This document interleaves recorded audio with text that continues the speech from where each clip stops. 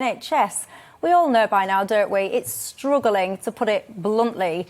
And Chancellor Rishi Sunak has the answer, apparently, a £6 billion cash injection. And that is what we're going to need to clear the NHS backlogs. I don't mean to be cynical, but of course I'll believe it when I see it. But this money is going to be spent on millions more checks, scans and procedures.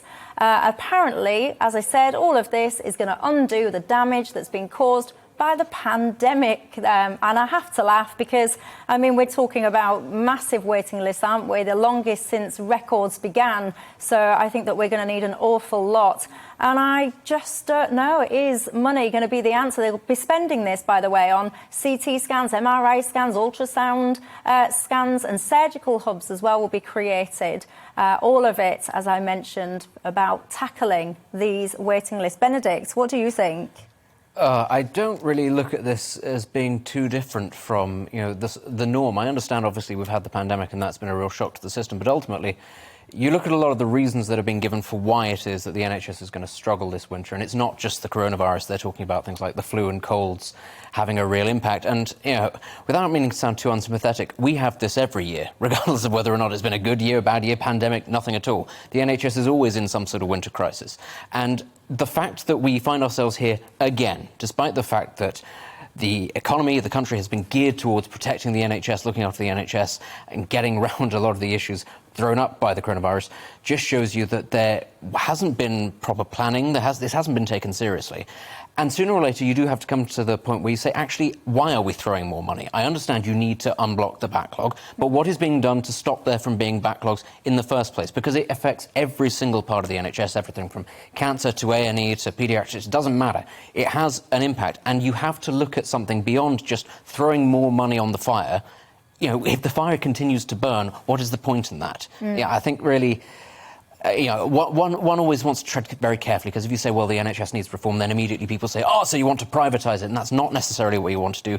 It's very telling, though, I think, that the UK is the only country in the world, only first world country in the world, that has a system like its, and the United States is the only one that has a system akin to its own, and the rest of the developed world actually has very different systems of how they handle their healthcare systems. And I really do think that it is time that we took a far more adult approach to healthcare in this country, and that extends to everything: how we fund it, what aspects you put more money into, but also how people live their lives in terms of personal responsibility. That requires politicians to think beyond the next electoral cycle. Yes. So it's a pointless endeavour. Well, I mean, you can throw money, as you say, into the NHS. You could throw all the money that you could have, and it won't make any difference unless you get staff. I mean, this is great. This is capital expenditure. So this is for, as you said, MRI scanners, CT scans and kit. Lots and lots of kit.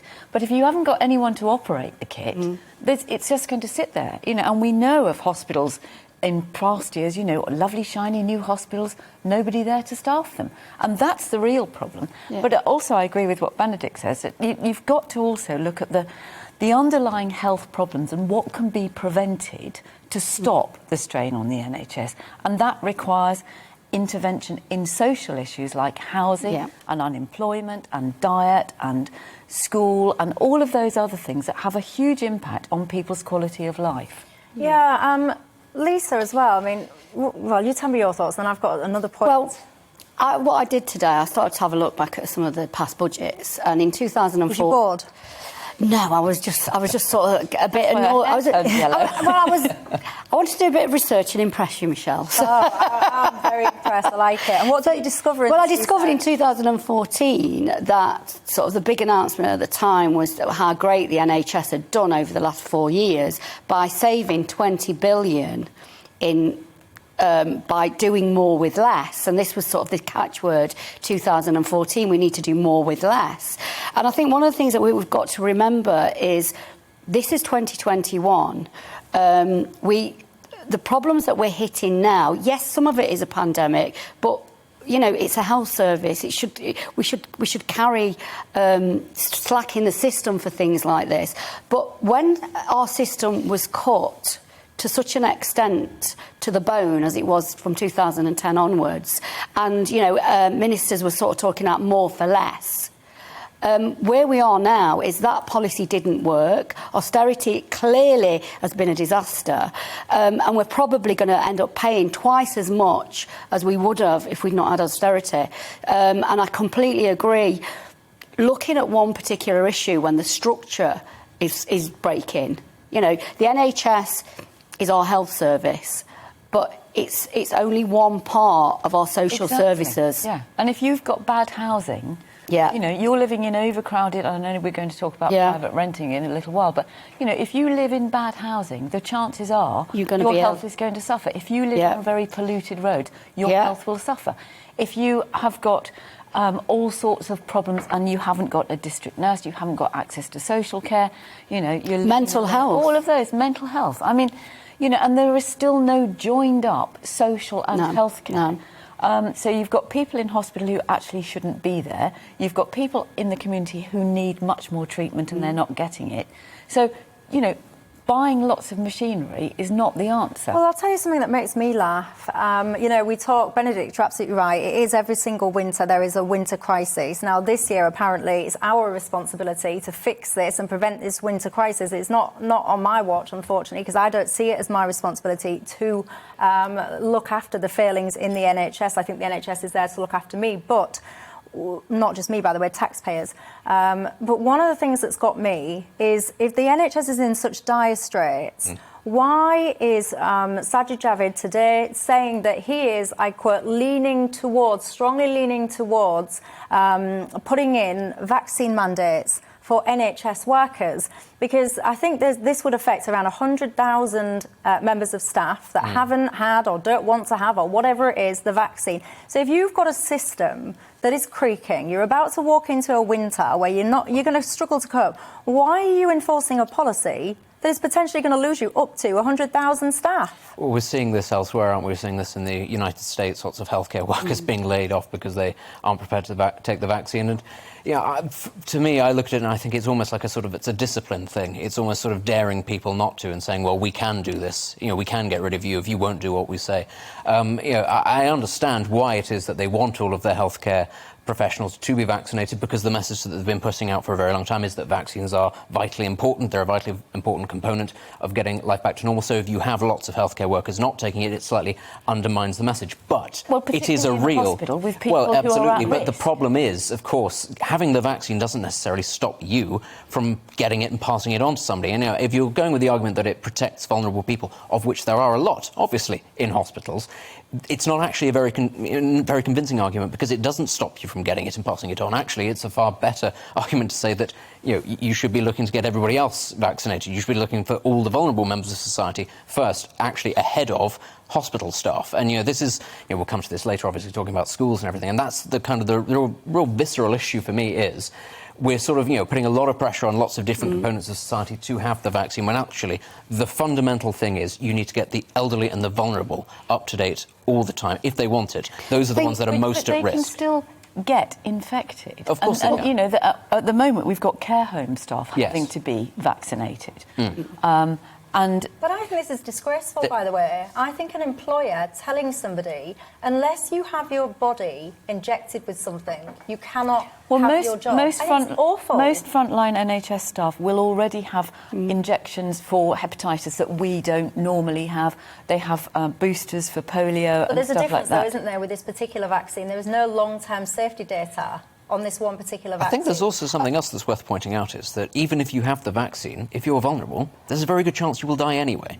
This is something that actually, people, I think, have got to come to terms with. Well, no, you do have to come to terms with it. It doesn't matter if everybody is vaccinated. Lots of people are going to die anyway. But is there not a bigger... in mind. Is there not a philosophical sort of debate around this, about the individual and what we expect from the individual nowadays, which is almost everything. We've got a system that we're talking about right now, about creaking in all different ways, and yet the message is this is down to the individual. The individual must always take responsibility.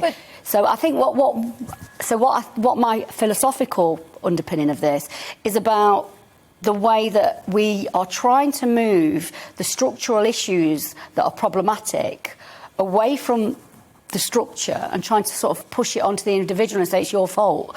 And I think we've got to stop doing that. Well, that's the line that Sajid Javid took last week at the press conference. In fact, when I was on this programme with you last week, you know, it was sort of basically, it's down to you, it's down to you. Yeah, and I think that's really which is completely wrong. Yeah. But there is a point within, you know, healthcare and a healthy society where, you know, we've had a smoking ban, which has had a huge impact on cutting people smoking, and that's had a huge impact on health.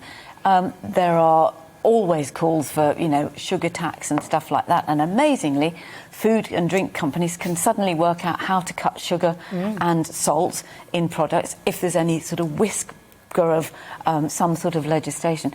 And we do have to take a little bit of responsibility, because the health service isn't there for us to go, well, I've been smoking, drinking and sitting on my bum for the last, you know, 40 years, now sort it out. That's not what it's for. Well, does anybody do that? I mean, then, again, I think there's a lot of rhetoric around that. No, I don't think, you know, bad individuals, bad individuals not doing as they're told. But there are, but I think the point is, Lisa, that I think there are ways of helping people, and, you know, one of them, for instance, is good quality school meals.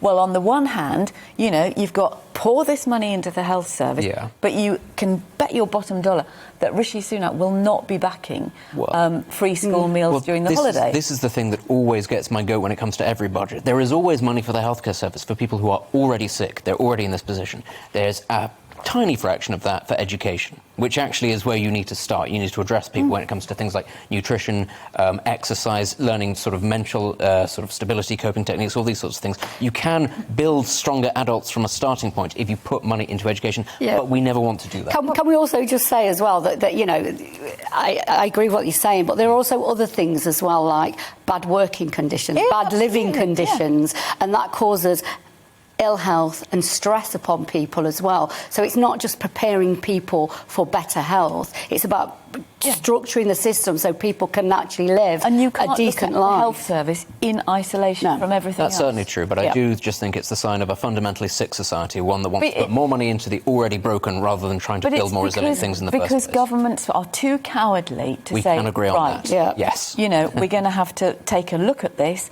We're going to have to think about what the health service is for, what it does, and what other agencies I think can deal with that review needs to hurry up, doesn't it? And just hurry up and happen. And I think, Benedict, I'm not going to, gosh, I've learned that, tell you. But I think, Benedict, you're absolutely right. Ultimately, why would you put more money into a bucket that has holes?